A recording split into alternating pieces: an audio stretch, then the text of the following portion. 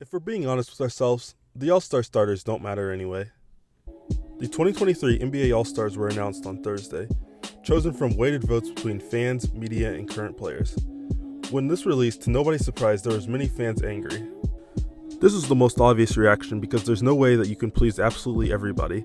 Everybody has their favorite players and who they think should be in the game. However, NBA fans need to wake up to reality. Nothing ever goes as planned in this NBA world. As long as there is a concept of victors, there is also a concept of losers.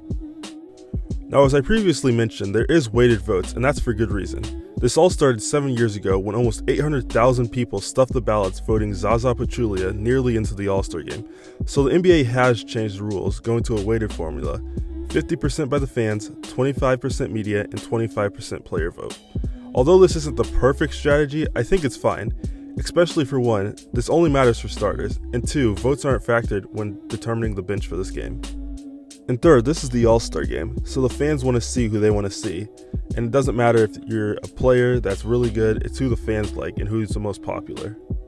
The main problem that I have with All-Star voting is a large portion of people don't take this serious. If you play in a large market, you're going to get more votes. For example, Austin Reeves got a bunch of votes this year, Andrew Wiggins was in the All-Star game last year, and this doesn't only stop at fans, this also extends to players as well. While most NBA players may take the All-Star voting seriously, some do not. They vote for their friends, their college teammates, the guy that they have the same agent with, or whoever they just like at that moment. This year, it's a new record. 330 different NBA players got votes, either from themselves or from their peers, saying that they deserved a starting spot in the All-Star game. That's 20 more than the number that got 2021 votes. Only Nikola Jokic, Giannis Antetokounmpo, and LeBron James appeared on more than half the All-Star ballots cast by NBA players. Think about that. Only 3 players were more than half the All-Star ballots. That's crazy. And although we can't see the full 330 player list, we have seen some sneak peeks at the players' votes. For example, Chet Holmgren. When NBA players were asked who they think should start in the All-Star game, 4 of them said Chet Holmgren, who hasn't even played an NBA game yet, let alone a preseason game. Grayson Allen had more votes than Marcus Smart, Blake Griffin got a vote, Omar Yurtseven got a vote. It's just a bunch of random players. Because if we're being honest, if I was a player and I was on the bench, why would I care if somebody starts in the All-Star game? It doesn't matter to me, I'm not going anyway, so I'll just vote for whoever I want. It makes sense.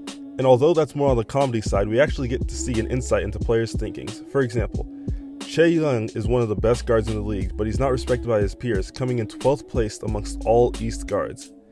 And then we have the other spectrum, where we show ultimate respect. For example, DeMar DeRozan, who's somehow listed as a guard, even though he's played 0 minutes at guard this season, was rated number 4 guard in the East. The media had him at 10, so it really varies between what the media think, the players think, and what the fans think. And while although most of the votes were similar between players and fans, the biggest impact that the players had was Anthony Davis not being in the starting lineup.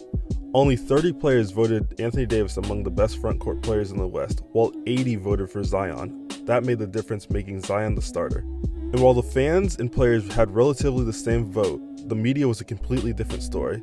The media has the third say, and they probably take their ballots the most serious. But the most notable thing is the hate for Kyrie Irving. For both players and fans, he was the number 1 guard in the East, but the media had him 4th. Now, I know he had the stuff earlier in the offseason and that had an impact on it, but they said Tyrese Halliburton was a more deserving starter than him. But to their credit, they did have the front court for the West right, having Jokic, LeBron, and Sabonis, who would have been my starters. And there are a bunch of other interesting things that are in here. I'll have the picture up, so if you want to see anything or look at things, some other takeaways. One thing that I thought was funny is Paolo Banchero was much higher than Julius Randle on the rankings, which is interesting considering him and Brunson have having good years, but it just hasn't translated to the voting. The problem with that is their votes get split. The New York people might choose one All-Star for that team since they don't have a great record, and the votes will get split between him and Brunson. The last interesting takeaway is the players' rank for Klay Thompson. They ranked him the 25th guard in the West, while the fans and media had him both ranked at 5th. I don't know if it's because of his reputation or what he did, but he's had an amazing season, and for them to rate him that low, it tells you something. Moving on to the snubs. The 2 main snubs that I see talked about are Joel and SGA, and you could throw John Morant in there. Now, I just want to get the easy one of the 2 out of the way first, and that's SGA. While he's had an amazing season, his team record is still kind of low, which, I mean, Not team record, but his ranking, and that doesn't really mean anything in the West because you could go on a 3-game winning streak and shoot up like 5 places.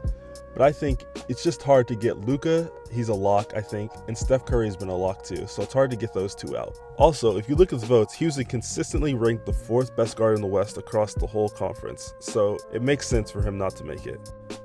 The vocal minority is mostly just SGA fans and Curry haters coming together to try to get SGA some respect, and I think people around the league do respect him. They know of how good of a player he is.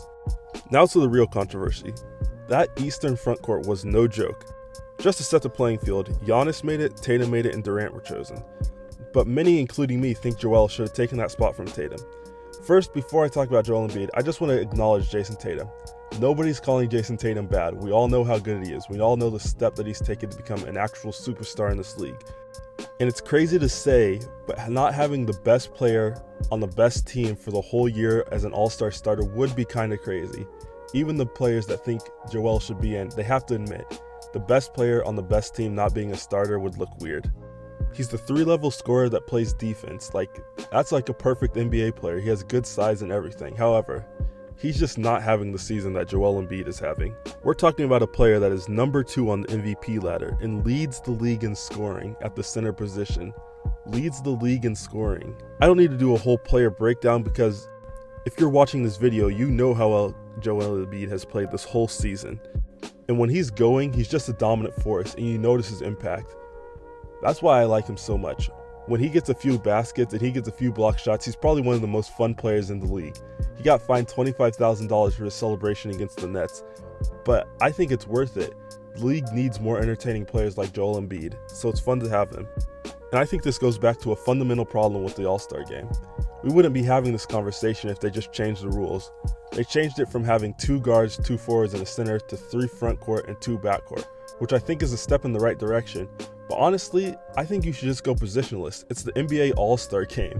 It doesn't really matter if you have 3 centers out there. Just run 5 guards, run 5 centers. It doesn't matter.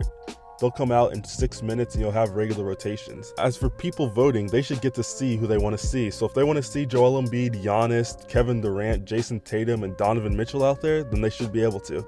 It shouldn't be locked. The only thing that I think should be locked is the All-NBA teams because those actually have some consequences if you don't make the first or second.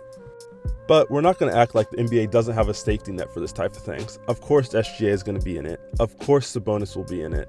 Of course Joel Embiid is going to be in it. As the NBA coaches vote for the reserves. That means none of the prior votes really matter. Also, we're not even 100% sure if Kevin Durant's going to be back by All-Star. Although he says he is, if he's not, Joel Embiid's taking that spot. And if you're not the captain, the leading vote getter, does it really matter if you're a starter or not? I mean, you're going to get in the game. When you look at a career resume, it just says All-Star. It's not like All-Star starter. If we're being honest with ourselves, can you name last year's All-Star starters? I mean, everybody knows Andrew Wiggins, but besides that, it doesn't really matter. And I think that's the most important thing to know. All these players that we're saying are snubs, they're going to be in the All-Star game. If they're considered for starters, they're going to be a reserve. I think the real toxicity is going to come Thursday night when they announce the reserves, because then those are going to be real snubs. Like Julius Randle and Jalen Brunson have a real argument that they're both not going to be in it. Trae Young might not be in it for some coaches. So I think Thursday night's going to be a real telling of where NBA coaches rank players.